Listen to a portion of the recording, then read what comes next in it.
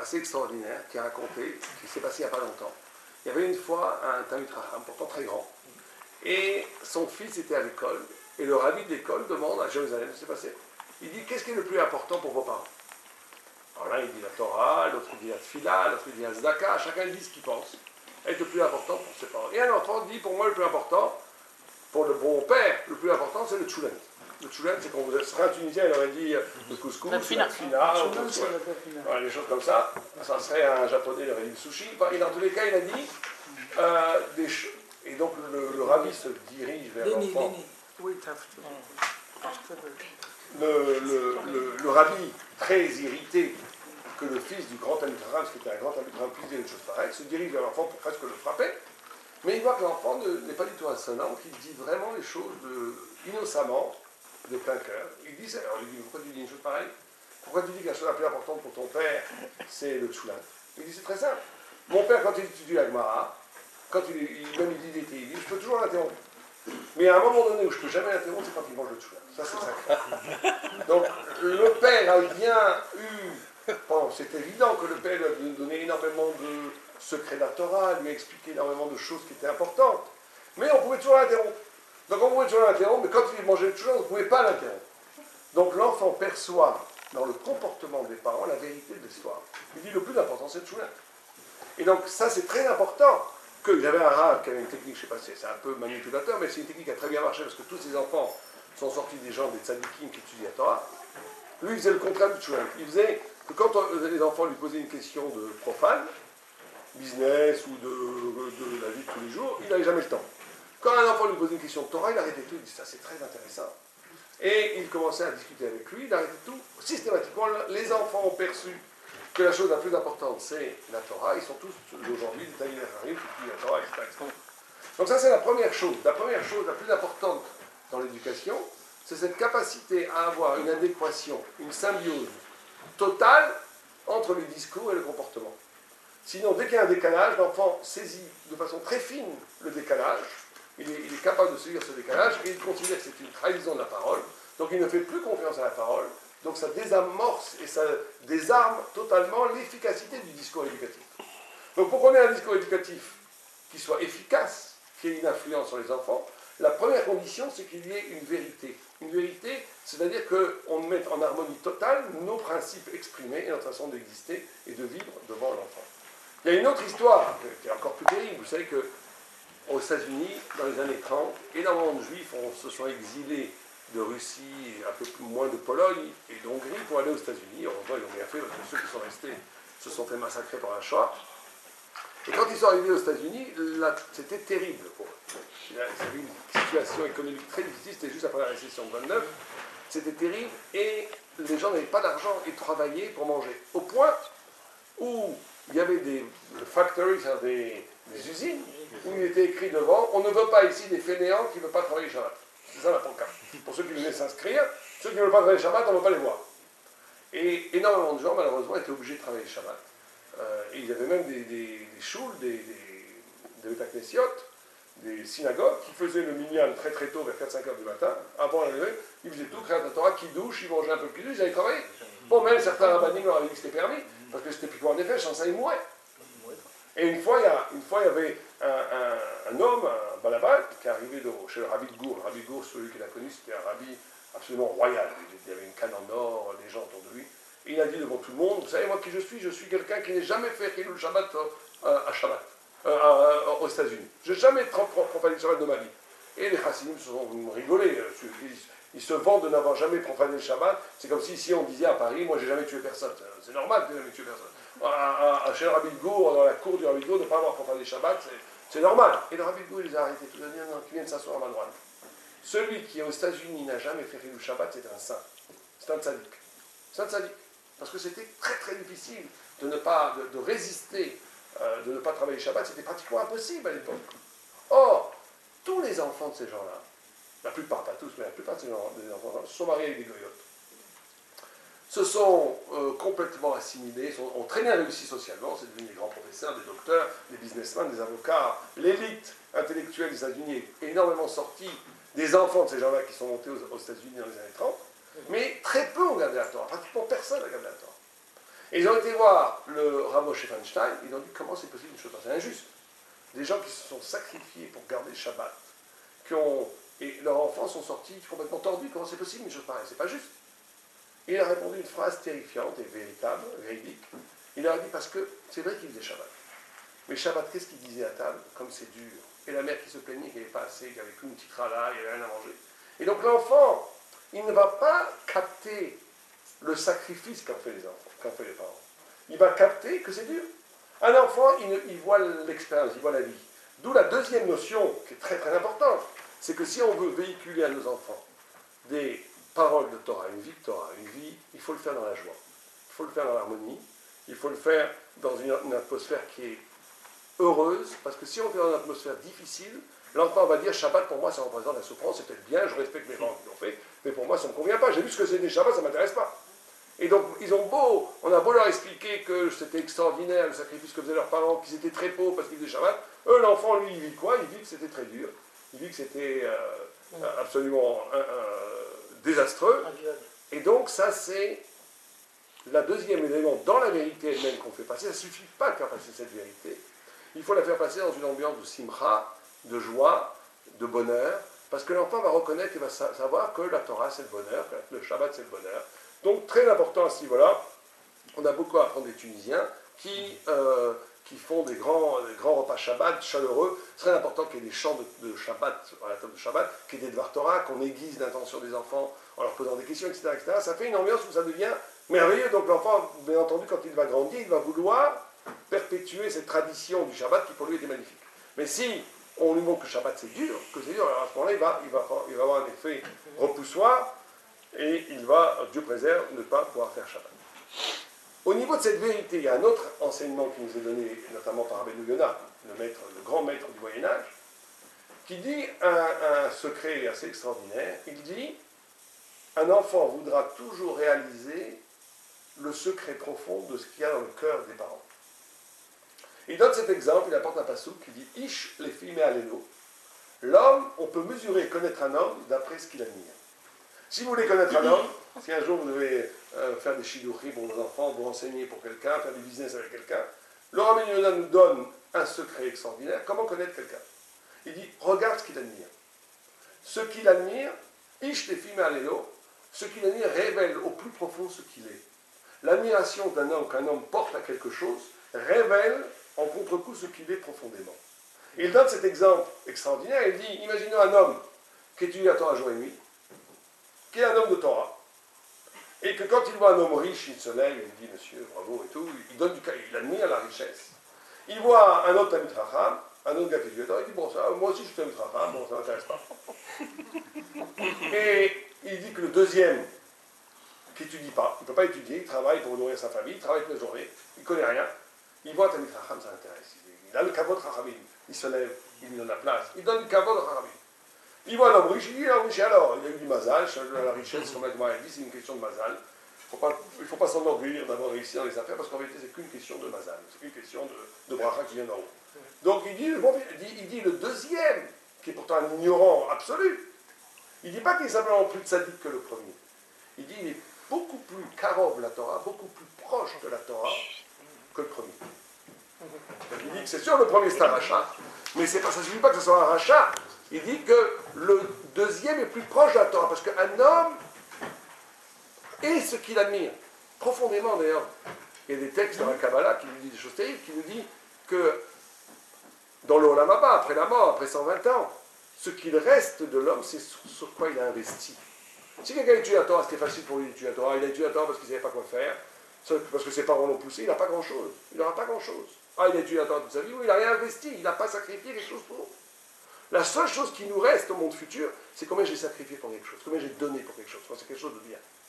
Donc la notion d'admiration, d'investissement, c'est comme ça qu'on explique d'ailleurs que les femmes ont le Olam Haba, parce que la Torah nous dit que la seule façon d'avoir le monde futur, c'est la Torah. Les mitzvot, c'est les meubles qu'on a au Olam Haba. Mais la place qu'on a au monde futur, c'est l'étude de la Torah. La loi demande Nashim bema kaizaychu. Les femmes, elles n'étudient pas vraiment, donc en quoi est-ce qu'elles vont avoir le mérite d'avoir le Olam Haba? Elle dit par le fait qu'elles ont poussé leur mari, leurs enfants, étudier la Torah.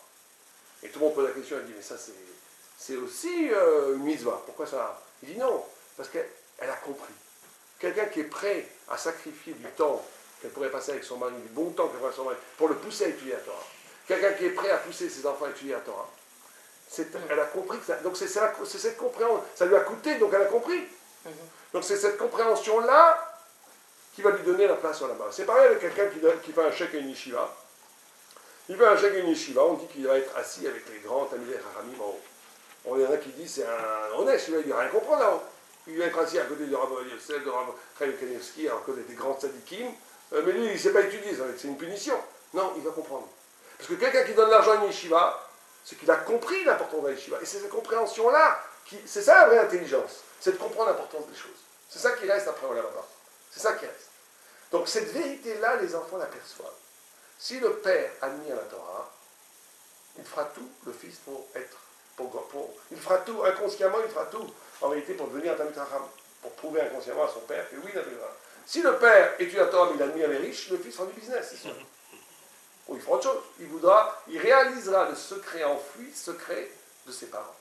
Et cette notion de vérité, elle va très très loin, parce que vous savez qu'il y a un Ramban, un Nachmanide, qui dit une chose assez extraordinaire. Il dit, le secret de l'éducation, c'est le mont Sinaï. Alors, quand on voit comme ça, quel rapport entre l'éducation et le mont Sinaï? Il va même plus loin. Le Ramban, là-bas, il veut dire, d'où est-ce qu'on sait que la Torah est vraie? Par rapport aux autres religions, vous savez que les Rishonim étaient très souvent dans ces histoires de montrer que la Torah c'est la vérité, que les autres religions c'était du mensonge. Le Kuzari l'a fait, le Maïmonide l'a fait dans Moreh Nevuchim, le Rabbi Raboulafia, il l'a fait aussi. Tous ils le faisaient plus ou moins de prouver la vérité de la Torah. Et le Ramban, Nachmanide, il amène un argument très simple. Il dit toutes les autres religions, vous verrez, c'est toujours un homme qui a été dans le désert, qui est revenu, illuminé, voilà, je vais vous dire la vérité. Mais ça, c'est complètement aléatoire. Peut-être qu'il a eu un délire, peut-être que ça n'est pas du tout sûr que c'est vrai. Alors que la Torah elle a été donnée à 3 millions de personnes. 600 000 juifs, hommes, de 20 ans à 60 ans, mais il y avait les femmes, il y avait les enfants, il y avait les vieillards. On évalue ça à plus ou moins à 3 millions.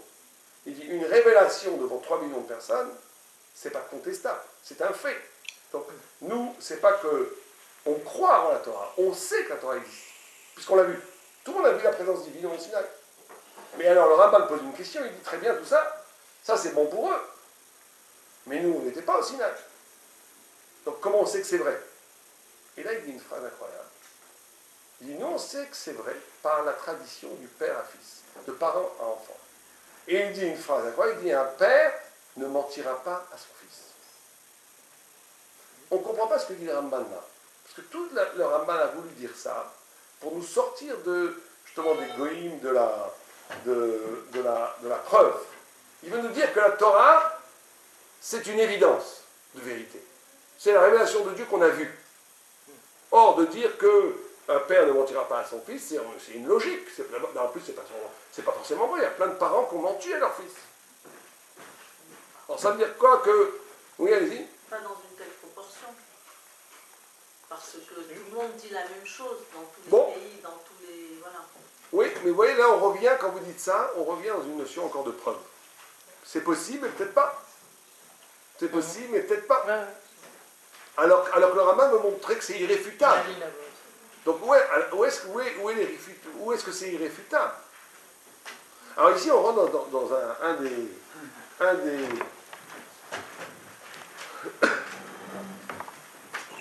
un des secrets peut-être les plus profonds de l'éducation, où le Ramban dit comme ça. Il dit, enfin il veut dire comme ça, c'est expliqué par le paradis sacré, il veut dire que ce qui s'est passé au Sinaï, il faut bien comprendre ça, c'est que quand Dieu est apparu au Sinaï avec tout le peuple juif, ce qui est apparu au mont Sinaï, c'est pas simplement une révélation qui viendrait une révélation qui serait, on a vu quelque chose. Vous savez que, pour bien comprendre ça, on va prendre 5 minutes pour comprendre cette idée, parce qu'elle est fondamentale. Vous savez que là, on va faire la paracha la semaine prochaine, où on traverse la mer Rouge. Et on dit que la servante, quand on dit la servante, c'est une chifra qui n'était même pas juive, a vu une chifra canaanite. La chifra canaanite, c'est le statut le plus bas, on va dire, de Ham Israël, ils sont partis avec Ham Israël, ils ont vu au Sinaï, à l'ouverture de la mer Rouge, qu'on n'a pas vu Echeskel ben Bouzi, le prophète Echeskel. Et ils ont une vision incroyable. Donc ils ont vu la Torah. Et le Zohar pose la question, il dit, alors qu'est-ce qui s'est passé de plus au Sinaï? S'ils ont tout vu en traversant la mer Rouge, qu'est-ce qu'ils ont vu au Sinaï qu'ils n'ont pas vu dans la traversée de la mer Rouge? Merci. Qu'est-ce qu'ils ont vu au Sinaï qu'ils n'ont pas vu dans la traversée de la mer Rouge? Et le Zohar répond une réponse très bizarre, il dit, Pascha Zahama. Pascha Zahama, ça veut dire, vous savez que Zahama, c'était le serpent.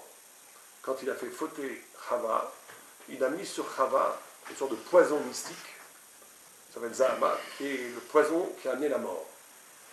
Et quand la mort, la mort, on devient mortel, et Zahama, c'est une sorte de poison. Et quand on a reçu la Torah, ce poison s'est dissipé, et on est devenu immortel.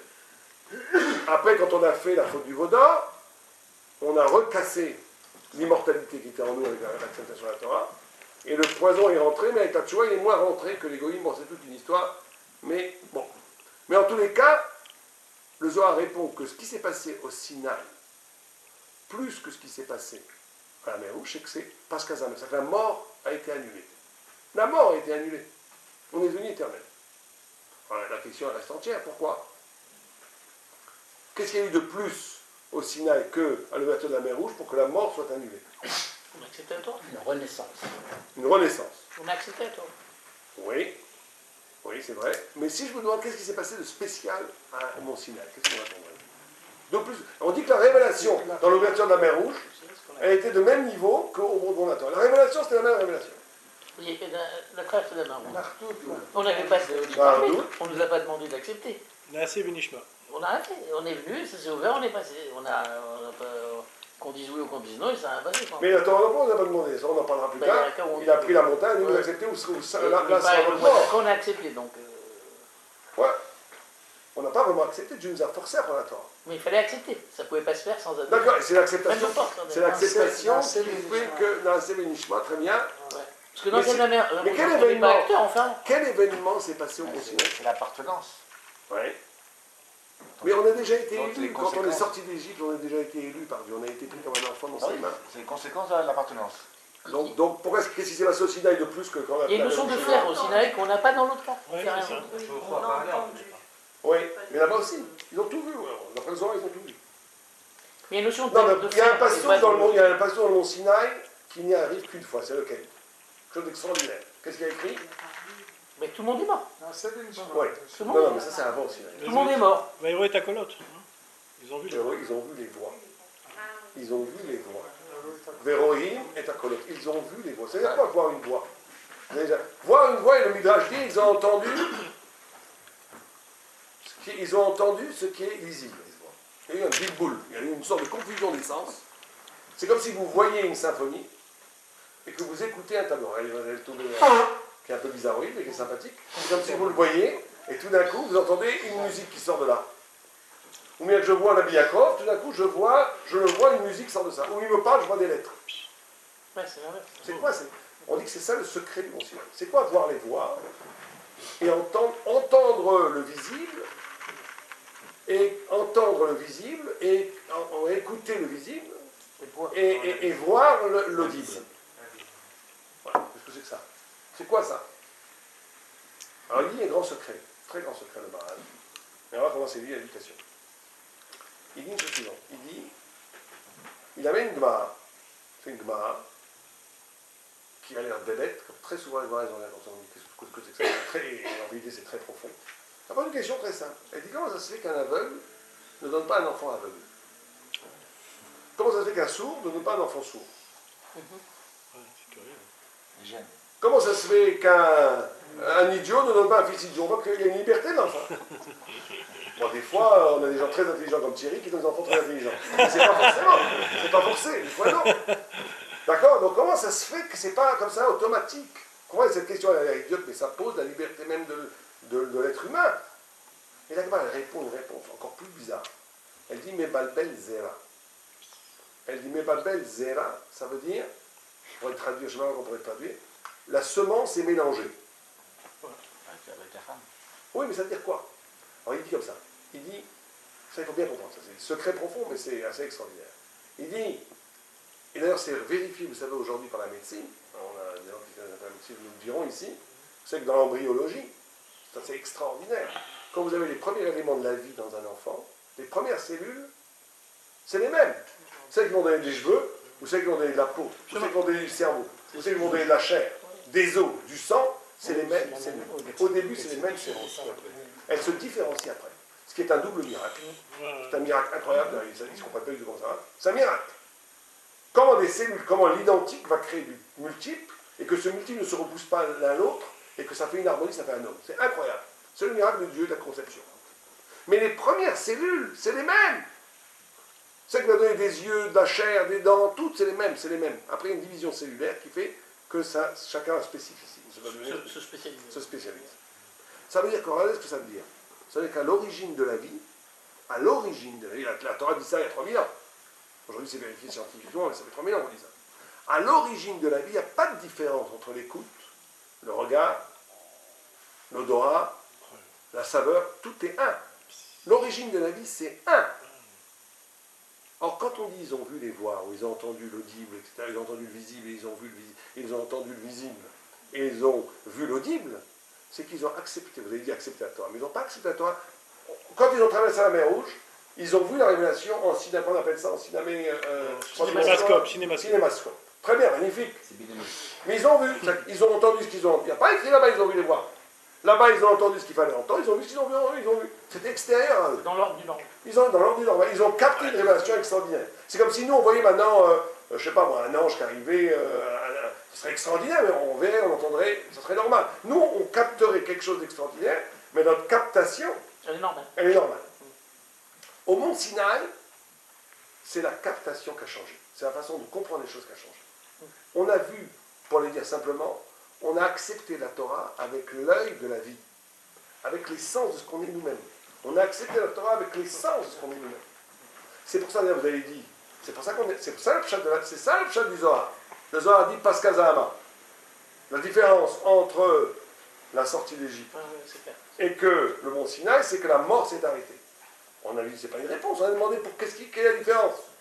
Parce que non, le Zohar signifie par en remez. Il te dit comment est-ce que c'est Paskazahama? Parce que la mort s'est arrêtée, parce que comme ils ont accepté la Torah avec l'œil de la vie, avec l'essence d'eux-mêmes, ils sont devenus eux-mêmes comme Torah, donc ils sont devenus immortels. Comme la parole de Dieu, elle est immortelle, la Torah est immortelle. Si j'accepte la Torah à un niveau le plus fondamental de moi-même, je deviens moi-même immortel, ils sont devenus immortels. Et là, on pourrait analyser la faute du veau d'or comme un retour à la normalité. Ils étaient tellement hauts qu'ils ne pouvaient pas, ils voulaient revenir normaux. C'était trop difficile d'être hauts. Et c'est pour ça qu'ils sont devenus mortels. Mais ils ont accepté la Torah avec l'œil de la vie, avec l'essence de l'essence. Et il faut bien comprendre que quand tu acceptes la vérité à ce niveau-là, tu acceptes la vérité à un niveau d'évidence tellement, comme je dis, les Juifs, ils ne croient pas en Dieu, ils savent que Dieu existe. Parce que la captation de la notion divine, elle est liée intrinsèquement à ce qu'ils sont. Vous savez qu'on en parle très souvent, ça. Toute connaissance qui n'est pas une connaissance thoraïque, elle passe toujours par quelque chose d'une référence. Connaître, vous savez que connaître, l'acte de connaître, c'est toujours deux mouvements, différenciés et associés. On ne s'en rend pas compte quand vous pensez, que ce soit dans la Torah, dans le business, partout, vous faites toujours deux mouvements très rapides. Des dizaines de mouvements. C'est pareil, c'est pas pareil, c'est pareil, c'est pas pareil. Si vous n'avez jamais vu un verre, je vous présente un verre, vous dites, c'est quoi ça? J'ai jamais vu ça, oui, mais ça ressemble à une bouteille. Mais c'est pas une bouteille, parce que, ça je fais la différence, c'est pas une bouteille, mais c'est quand même une bouteille, c'est un contenu total, et c'est comme ça que j'apprends. J'apprends en faisant une référence. Mais la Torah elle a été donnée comme quelque chose sans référence. C'est d'ailleurs, les gens posent la question, ici, toute connaissance est référentielle. Alors, elle est où la première connaissance?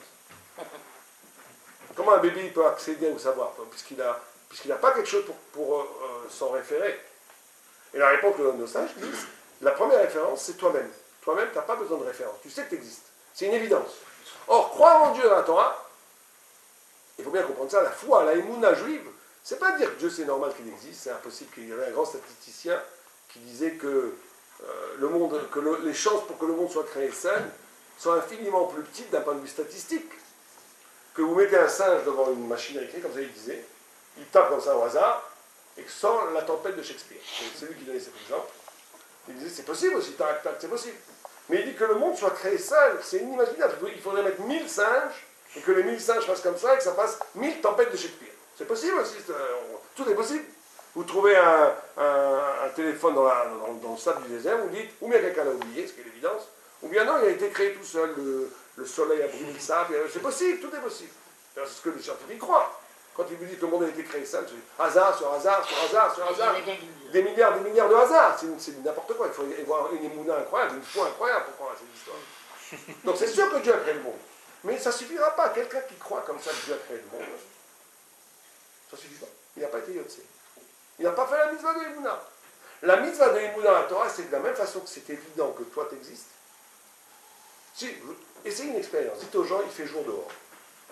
Si je vous dis il fait jour dehors, votre rabbi était complètement fou. Si 3 personnes vous disent il fait jour dehors, ils sont complètement dingues. Si 10 personnes, t'as pas vu qu'il fait jour dehors? Bon, ils sont fous. 100 personnes te disent il fait jour dehors, je vous garantis, c'est expérience, vous allez regarder dehors. Vous allez commencer à regarder, c'est pas vrai, ils disent n'importe quoi. Mais vous allez regarder après, si tout le monde te dit, vous allez voir un oculiste. Vous allez douter. Mais si quelqu'un vous dit vous n'existez pas, je sais que j'existe. Si 10 te disent, même s'il y a 1 milliard de personnes qui disent que tu n'existes pas, tu les envoies tous à l'hôpital psychiatrique, tu sais que tu existes. L'évidence que tu existes, elle est indubitable, indéracinable. Et bien, c'est que si je crois en Dieu comme ça, que je suis Yotse d'Aïmouna. Que je dois croire à Dieu au niveau que c'est tellement évident que c'est comme si on me disait que je n'existais pas. La question de l'Aïmouna, ils vont après chez Ratayan. On ne va pas avoir la même Bachan Moshe à Abdou. Oui, ils ont commencé à avoir la Émouna, mais c'est complètement la plénitude de cette Émouna a eu au Mont Sinaï. Au Mont Sinaï, on a été marqué par le sceau de la révélation de Dieu. C'est devenu une partie de nous-mêmes. Une partie de nous-mêmes au point où on est devenu éternel. Cette Émouna n'était pas finie Non, pas, elle était finie, déjà très haute, mais pas complètement finie. Elle était complètement finie au point de Pascal Bahama avec le donateur. Donc ce qu'on nous dit, et ça il faut bien comprendre, on va en revenir à l'éducation. Ce que nous dit le Ramban, quand il dit que les parents ne mentiront pas aux enfants et toute cette histoire-là. Ce qu'il veut nous dire par là, c'est qu'un enfant, quand il écoute ses parents, quand il y a un rapport de virginité réel avec ses parents, pour lui, c'est comme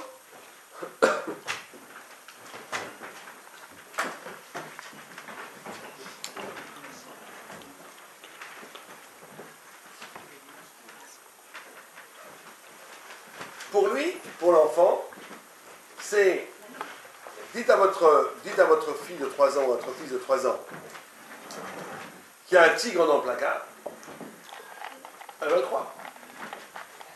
Elle va le croire. Elle croit tout. C'est la émouna que l'enfant a par rapport à ses parents est une émouna absolue. La foi qu'un enfant a pour ses parents est une foi absolue. C'est pour ça qu'il ne faut jamais trahir ses enfants. Parce que si vous trahissez vos enfants, si on trahit nos enfants, l'enfant va se dire on va déjà eu une fois, on n'aura pas de foi. Et maintenant il va toujours vouloir des preuves. Il va toujours avoir besoin de preuves, et comme il va avoir besoin de preuves, on va lui casser la capacité de confiance, de émouna, de foi réelle. On va l'entraîner à douter. Alors d'un côté c'est très bien de poser des questions, il faut, mais d'un côté c'est très important d'avoir un accès à la vérité directe. Et donc cette notion de vérité dans l'éducation, elle n'est pas simplement pédagogique, c'est pas simplement parce que c'est bien pédagogiquement que ça marche, elle est aussi spirituelle.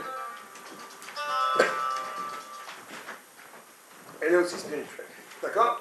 Ça, c'est la première notion. Donc, la première concept de l'éducation, c'est la vérité. L'enfant percevant de façon la plus fine et la plus profonde si notre discours est un discours qui correspond à une vérité existentielle ou c'est juste un discours de façade qu'on essaie de lui imposer, mais que nous, on ne s'y attelle pas, on ne s'y applique pas.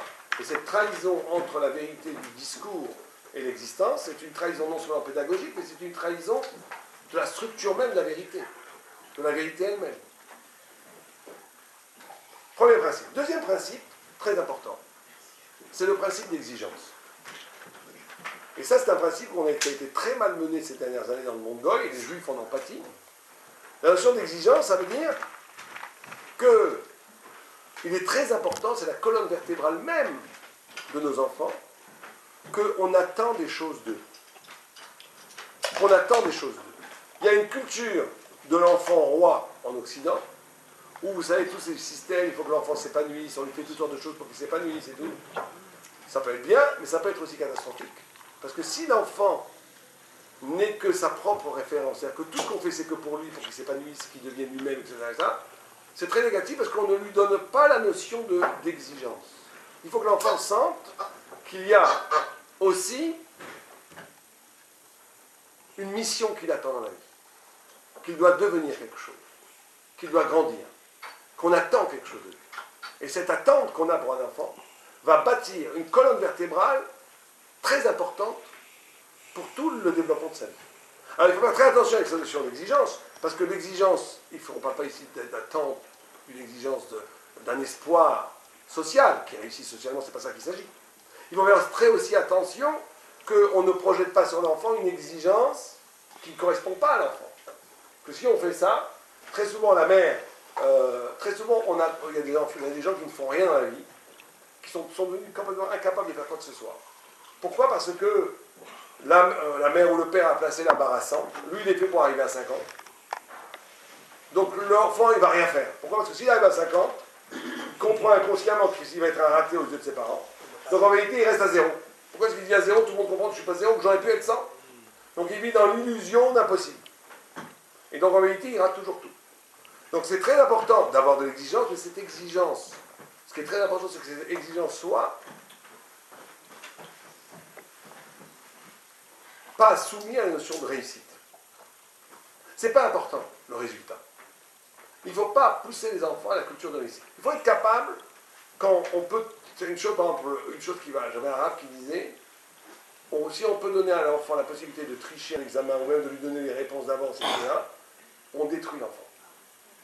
Parce qu'on lui fait voir que ce qui nous intéresse, c'est pas lui, c'est la réussite, c'est le résultat. Ce qu'il réussisse. Tu le tues. Il faudrait être capable, il faudrait se poser cette question. Est-ce que nous, si on avait un enfant qui passait un examen très important à la fac ou n'importe où, qu'on avait on a réussi à avoir par le proviseur toutes les réponses, est-ce que je lui donne ou je lui donne pas? Il ne faut pas lui donner. Parce que si tu lui donnes en réalité, qu'est-ce que tu fais? Tu ne lui signifies pas que ce n'est pas important qu'il s'accomplisse, qu'il lui-même réussisse. Ce qui est important, c'est qu'il ait le résultat. Or, ce n'est pas important le résultat. Ce qui est important, c'est de donner à l'enfant le sentiment, d'abord de comprendre qui il est, et d'espérer d'attendre de lui, par contre, qu'il fasse le maximum pour devenir ce qu'il est. Mais le résultat, c'est son problème à lui, c'est pas important.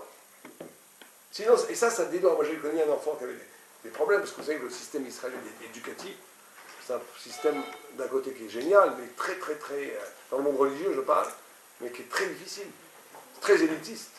Et il y a 10-20% des enfants qui arrivent de façon extraordinaire, à des niveaux incroyables. Des enfants de 16-17 ans, vous allez chez votre Klanot, qui sont à des niveaux que même ici, le meilleur des Abrèches n'est pas encore arrivé. Ils sont à des niveaux incroyables. Mais il y a toute une masse d'enfants qui sont complètement à côté de la plaque. Parce que le niveau est tellement haut, dans certaines écoles, qu'ils ne comprennent rien. Et ces enfants, ça, il faut les aider. La meilleure façon de les aider, c'est de leur dire, c'est pas important que tu sois meilleur, moins bon, que tu réussisses, que le résultat, c'est pas important. L'important, c'est que tu comprennes que ton étude de la Torah, elle est chère à Dieu. Ce que tu fais toi, ce que toi tu essayes de faire, c'est cher et c'est peut-être beaucoup plus cher à Dieu que celui qui réussit 10 fois plus que toi. Parce que toi, tu as fait des efforts. Et il y a un principe de la Torah qui s'appelle les Fum Tsara Agra, c'est d'après l'effort que Dieu donne la récompense. Et donc ça, c'est la notion très importante d'inculquer à nos enfants que le résultat, c'est pas ça le plus important, mais que l'enfant s'investisse dans un processus où il essaye de réussir d'après ses propres qualités, ça c'est fondamental. Donc première notion, vérité. Deuxième notion, exigence. Troisième notion qui sont données par nos sages, qui est très importante aussi, c'est la notion de filiation. Ça veut dire quoi la notion de filiation?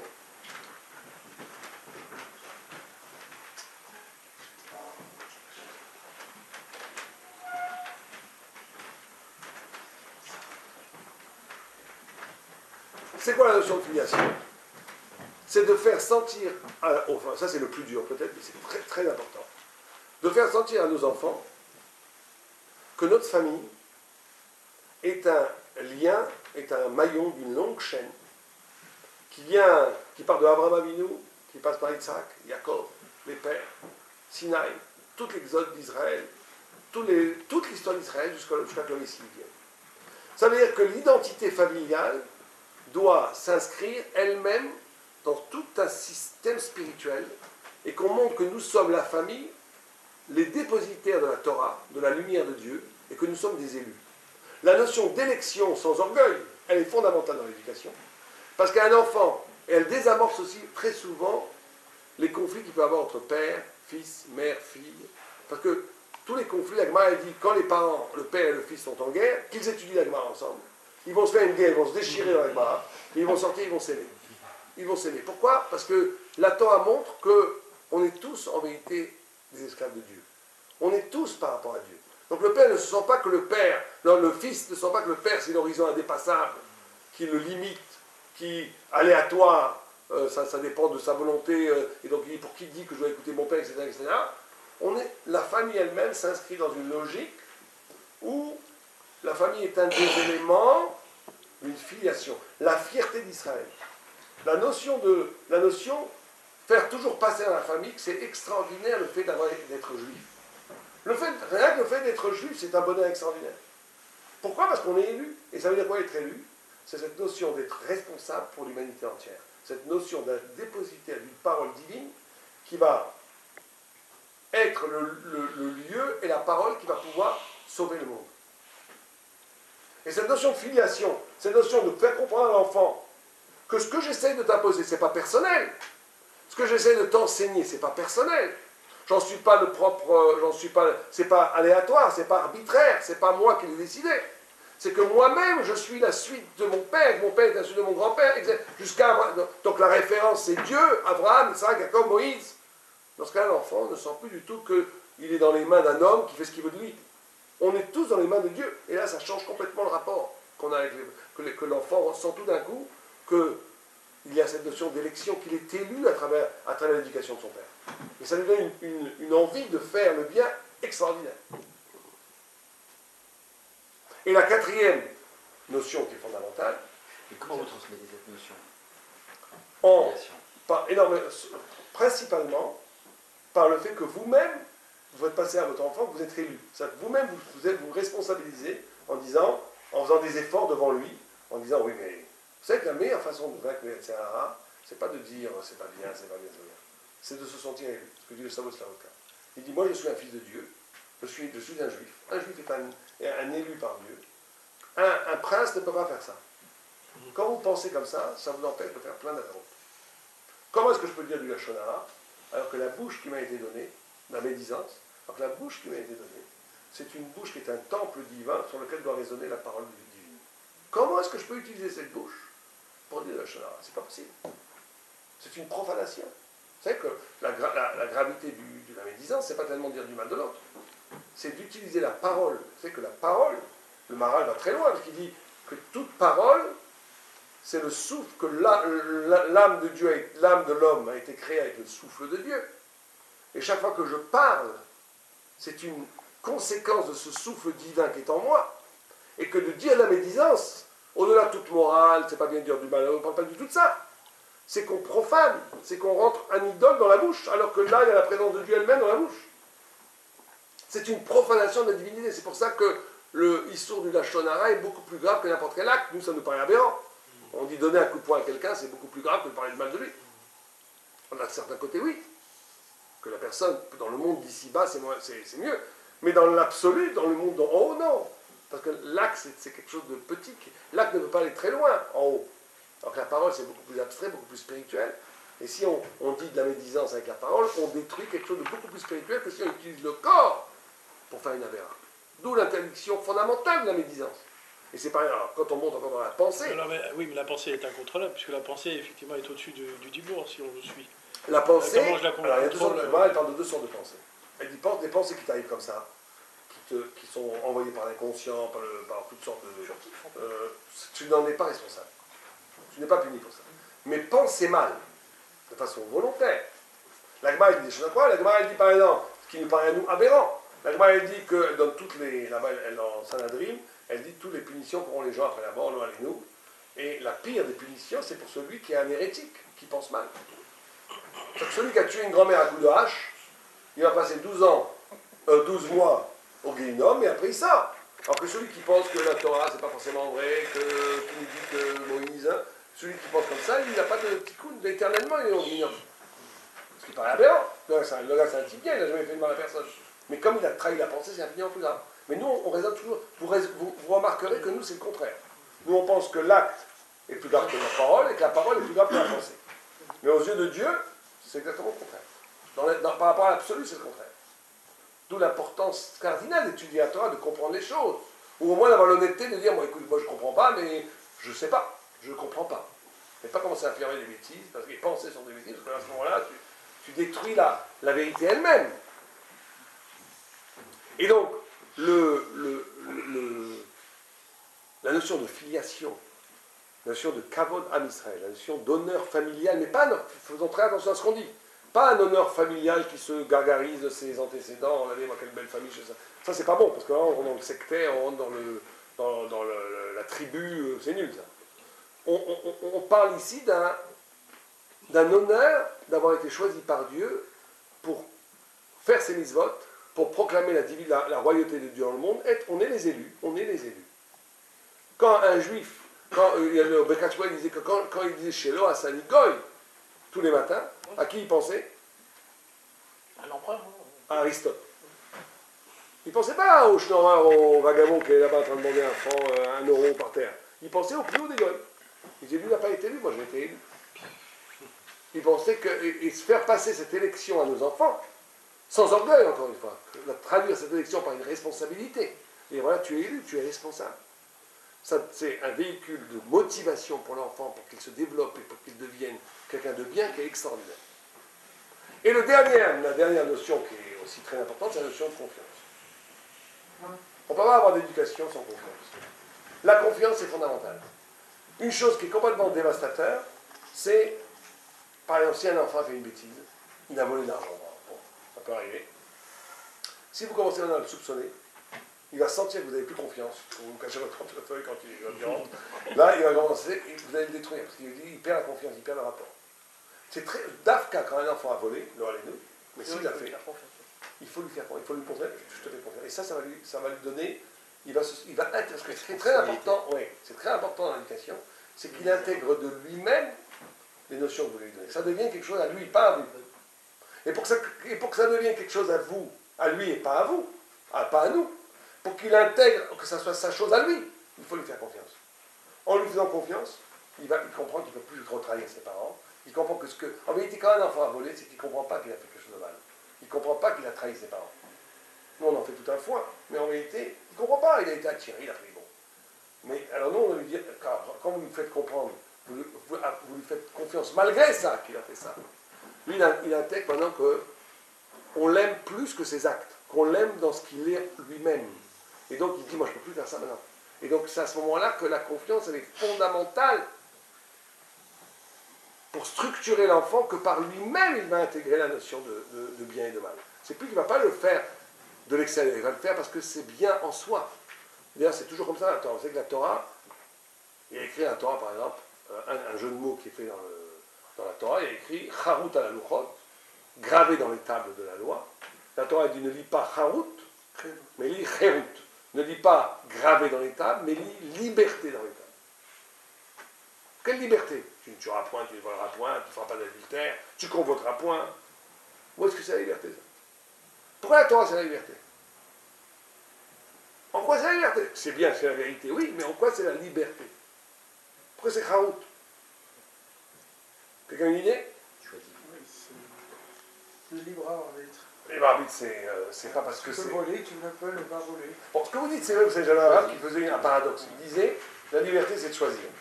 Donc plus tu as de choix, plus tu es libre. Puisque les goïms, ils ont vraiment 7 mitzvot, donc ils sont libres 7 fois. Ce qu'ils peuvent, oui, non, faire 7 fois. Le juif, il a 613 mitzvot multipliés par 100 chacune avec tous les rabbinim, donc il a des milliers d'occasions de faire le bien et de le mal. Donc il est infiniment plus libre.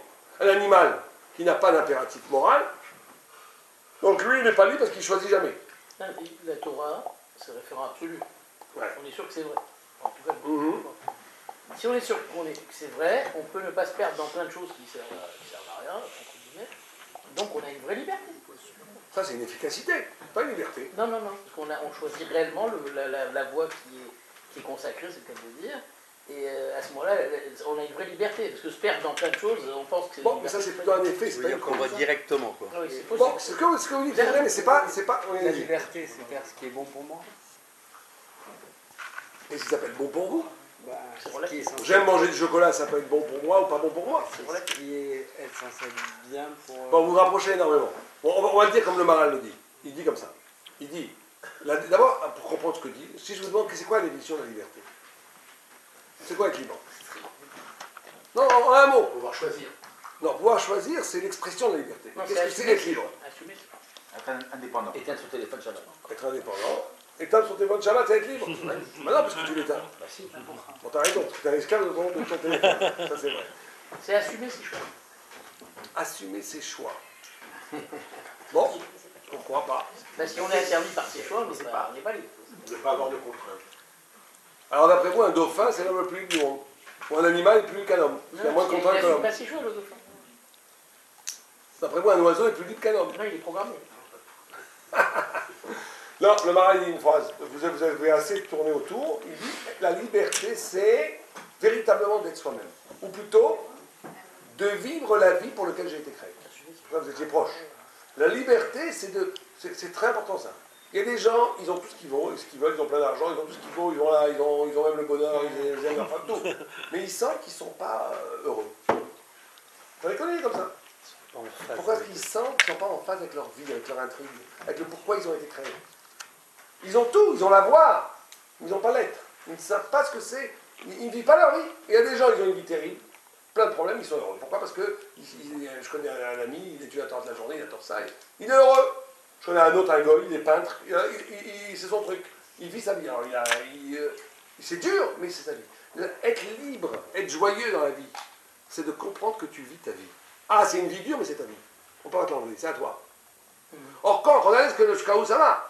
La Torah, elle nous dit Charut ala luchot. Ne lis pas gravé, lis liberté. Ça veut dire quoi? Si on fait l'équation qu'on vient de dire maintenant. Si on dit que la liberté, c'est d'être soi-même, et qu'on appelle les luchot, les lois de Dieu, liberté, ça veut dire que les lois de Dieu, c'est moi-même. C'est ça la vérité de la Torah. C'est que la vérité de la Torah, c'est ça qui est extraordinaire de la Torah. C'est que en même temps, il parle de Dieu, mais c'est en même temps, chaque mitzvot te rappelle, chaque mitzvah révèle quelque chose de plus intime en toi. De profondément intime en toi. C'est toi. C'est pour ça qu'on ne dit pas tzivouï. Normalement, en hébreu, on n'aurait pas dû dire mitzvah. On devrait dire tzivouï, un ordre. Non, c'est pas un ordre. Mitzvah, ça vient de tzavta. Tzavta, ça veut dire un lien essentiel avec Dieu, avec toi, avec toi-même. Je vous donne un exemple très simple. Pourquoi est-ce que vous assassinez pas votre voisin sur votre droite là?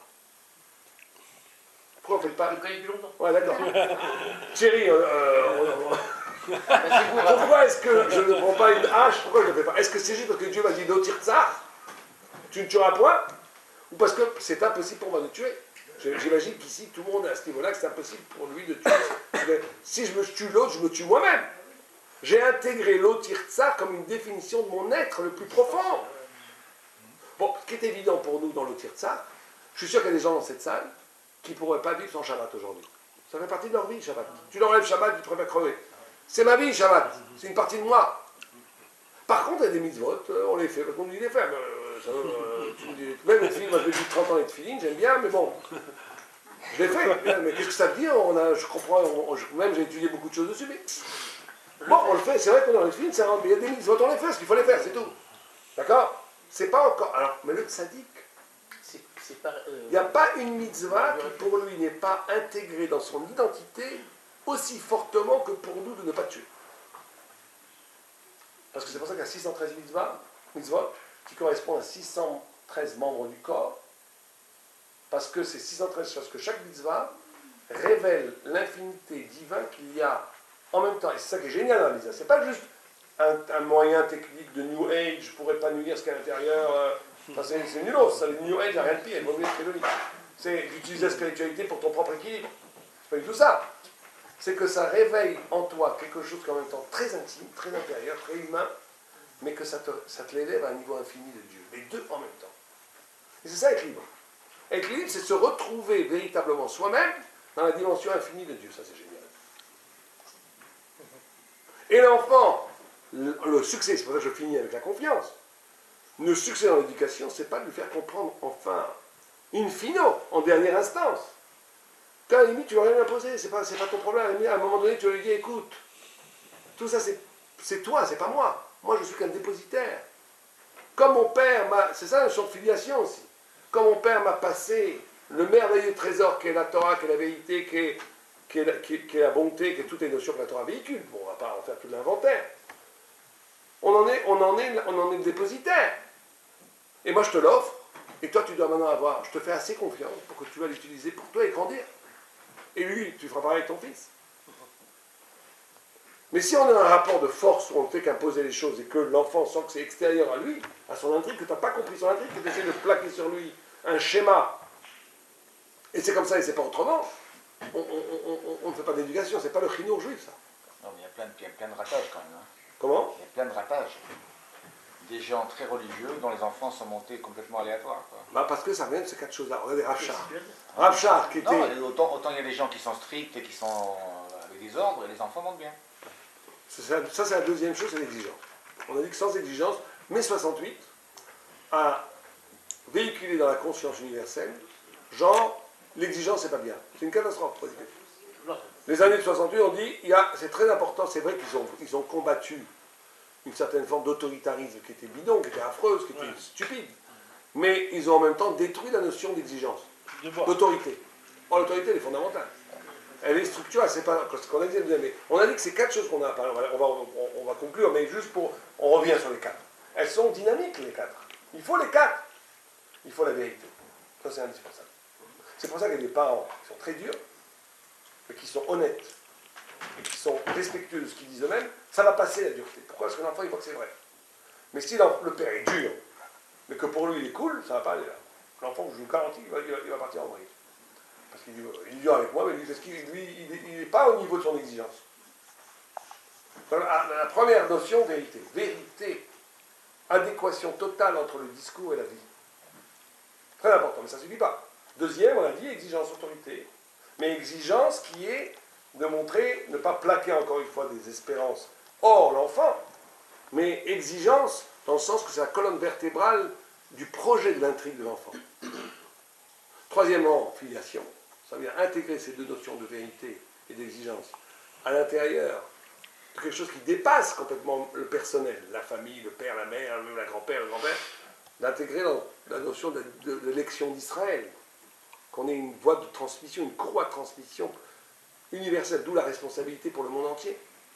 Et quatrième, que tout ça se fasse dans un climat de confiance, c'est qu'en dernier instant, je fais toujours confiance à mon fils. À moi ou à ma fille, à moins que ça soit une catastrophe. Il y a une notion aussi de liberté. À un moment donné, l'éducation ne peut pas être totale. On peut faire la meilleure éducation, et l'enfant va sortir tordu, parce qu'il y a une liberté. Et il y a aussi, il y a libre arbitre. À un moment donné, un enfant peut dire, bon, tout ça c'est très bien, moi je ne veux pas. Regardez Rav Shach, qui était le plus grand des Chacham des 30-40 dernières années, un des plus grands en tous les cas, son fils, il est sorti à peine religieux. Chapeau velours, la petite plume, et son petit-fils, il est parachutiste à l'armée, très sympa, mais il n'y a pas de kippa. Et quand on lui a demandé pourquoi, il a dit que je n'ai pas chanté Shabbat.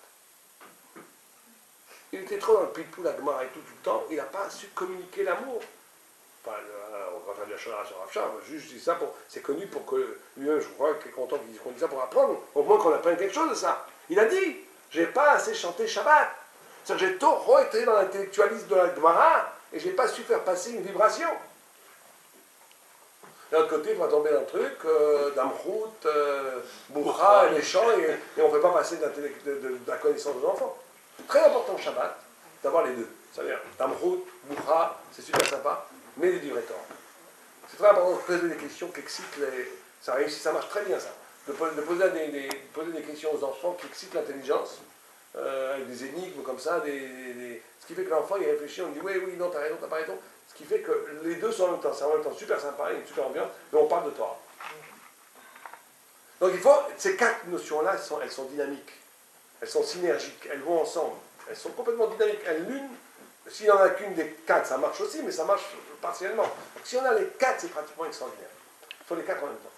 Mais, excuse-moi, mais est-ce qu'on juge quand même l'homme à son niveau de Torah, donc Rav Shach, malgré le fait qu'il a un petit-fils qui est plus aîné, c'est ce qui se passe aujourd'hui, finalement, quand on voit quelqu'un qui est avec le Rahab, on dit qu'il est avec le Rahab, même s'il a des enfants qui sont sortis de la Torah. Alors, est-ce qu'un homme comme dit Manitou, un homme, c'est un juif, c'est quelqu'un qui a des enfants juifs, Ouais. ou est-ce que où on le juge sur lui-même? Les deux. Mais c'est là où il ne faut pas non plus tomber dans la culpabilisation. Il y a une liberté de l'enfant. Il y a des fois où l'enfant sort tordu à cause des parents, très souvent la majorité des cas.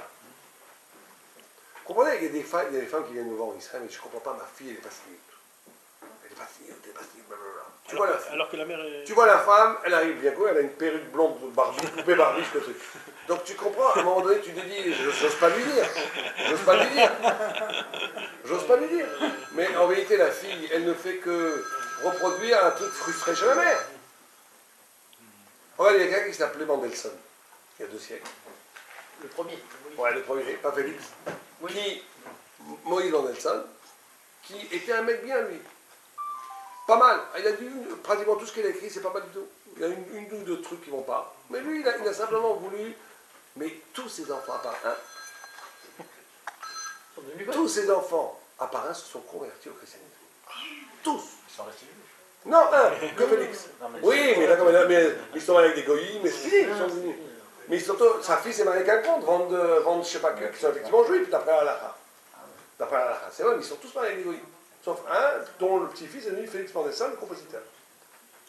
Mais pourquoi ça? Alors que vous voyez que lui, il voulait qu'une chose, il voulait que l'accord c'est très bien, mais il voulait qu'on s'intègre dans la société. Il disait, c'est pas normal dans un ghetto, il voulait simplement, parce qu'il était fasciné par la beauté des goyis, par l'esthétique. Il n'aimait pas le yiddish, par exemple. C'est vrai que le yiddish est une langue, d'un point de vue grammatical, catastrophique, avec des erreurs, blablabla. Mais il y a une beauté, lui, la poétique yiddish est magnifique. Lui, il aimait l'allemand. Je parle allemand, c'est une langue magnifique, peut-être, mais qui a fait 6 millions de morts. C'est une langue fasciste. C'est très belle. Avec 15 millions d'Allemands morts. Ouais. Non, mais ça, on va pas pleurer sur Non, les... non. On va pleurer sur les bourreaux. Ça veut On beaucoup de pleure sur les victimes. Mais, non, mais vous comprenez, comme il était fasciné par l'esthétique goy, il ne faut pas s'étonner que ses enfants, ils se sont convertis, ils ont été au bout de la logique. Lui, alors que lui, il s'est battu toute sa vie pour rester juif. Mais ce qui passe chez les enfants, c'est cette fascination à la culture. Il a appris le piano à ses enfants, la beauté, chez lui, c'était une maison bourgeoise à l'allemande. Eh bien, ça ne tient pas, ça. Parce que l'investissement esthétique, émotionnel, c'était que le monde de l'esthétique goy est magnifique, l'allemand c'est beau, le yiddish c'est moche, c'est fini, les enfants ils vont devenir allemands, pas yiddish. C'est ça qui passe. C'est lui qui a amené Mike Love. Ouais, bon, ça je sais pas, c'est un autre débat. Ça. Oui, mais tu as raison. 70% allemand quand même. C'est lui qui a Qui? amené. Oui. Bon, c'est un mélange d'hébreu, de yiddish, et c'est vrai que grammaticalement, il y a plein de fautes et tout. Ça, de toute façon syntaxique, ça marche pas. Bien. Est-ce qu'il y a des questions? On va finir ça sur l'éducation. Est-ce qu'il y a des questions sur les 4 éléments dont on a parlé? Allez-y.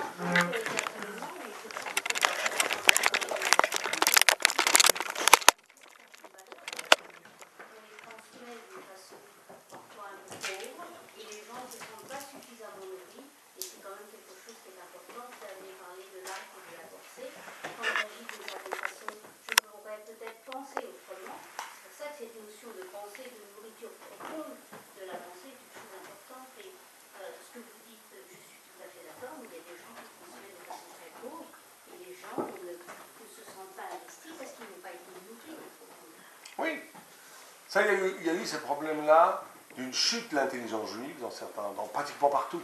C'est qu'on se plaint que toutes les yeshivotes aujourd'hui étudient de façon lituanienne. Une fois, j'avais une discussion avec quelqu'un comme ça, je crois le Trigano, qui disait oui, blablabla, on a oublié les autres formes du juif. Il a raison, mais je lui dis mais il faut pas. Le problème, c'est pas à cause des lituaniens. Les lituaniens ont été un des seuls qui ont réussi à garder un niveau de Torah extraordinaire.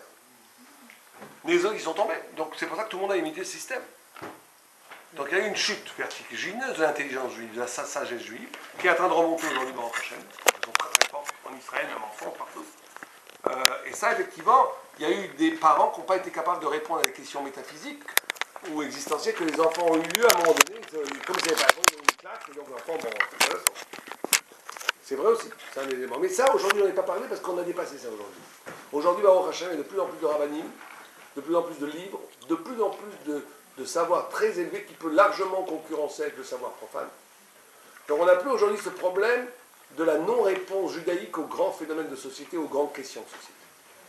On doit à cela éminemment, il faut reconnaître, même si on ne soit pas de cette école, dire dans le monde français, on doit dire merci à ça, à Manitou, Manitou et Lévinas, qui ont été les deux premiers qui en France, avec d'autres, qui ont réussi à réintroduire un discours thoraïque qui tenait la route face à n'importe quel discours universel. Mais c'est vrai que pendant très longtemps, et aujourd'hui ça s'est beaucoup répandu aux États-Unis et partout, et c'est magnifique.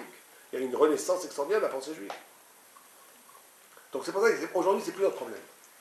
Notre problème aujourd'hui c'est plus ça. Celui qui veut apprendre, il a où apprendre. Venez à Saint-Didier, vous aurez tout ce que vous voulez. Bien, est-ce qu'il y a d'autres questions? C'est clair? Très bien. Donc, on va parler juste maintenant 5 minutes du livre. On fait une petite entrée là pour servir un peu. Non, peut-être juste pendant 5 minutes, après on sert ce qu'on veut, ça va durer 3 minutes, hein, j'ai pas grand-chose à dire. Juste. Donc, d'abord, je vous remercie d'être venu. Donc, on a fait cette soirée, entre autres, pour essayer de voir si on peut soutenir un projet qui est un livre de halakha qu'on va éditer le 20 février, qui va sortir, si Dieu veut, le 20 février, parce que c'est le jour d'anniversaire, c'est anecdotique, la mort de mon père, donc je le sors ce jour-là. En réalité, ce livre, qui était un grand livre, va être devenu 2 livres, parce que le livre, si on le publie ensemble, il va faire plus de 1000 pages. Et ceux qui s'occupent de l'édition m'ont dit que c'était trop épais, donc on va faire 2 livres, et ce livre traite, ces 2 livres, en hébreu, vont traiter, ils sont déjà écrits, des halachot qui sont énormément étudiés dans les kolélim, dans les chiens des kolélim, de Melicha et de Bassa Bechalav. Il y aura un 3e tome sur Taruvot qui sera publié plus tard, dans 2 ans, le temps de le retravailler. C'est un livre qui nous a mis, on est toute une équipe à l'avoir travaillé. Je veux juste expliquer le principe du livre. On a mis à peu près 6, 7, je ne sais même plus combien d'années, mais au moins 6 ans à l'écrire. Et c'est principalement des cours que moi j'ai donnés, qui au début je donnais des cours de halakha, et quelqu'un a dit c'est dommage de ne pas les retranscrire. Et donc quelqu'un s'est de façon au début tout à fait amateur à juste écrire les cours. Après ces cours ont été énormément utilisés, pas dans les yeshivot comme dans les feuillets, on les mettait sur internet dans un site Torah qui s'appelle koltorah.com, et on voyait que tous les mois il y avait des centaines d'analogues, les gens prenaient les cours. Et quelqu'un, par exemple, est arrivé à Miami, il m'a dit sur les tables à Miami, tout le monde avait des cours, tes cours, des étudiés. C'est quoi en hébreu? En hébreu, oui, c'est quoi en hébreu? Ah oui, arrêtez là, vous.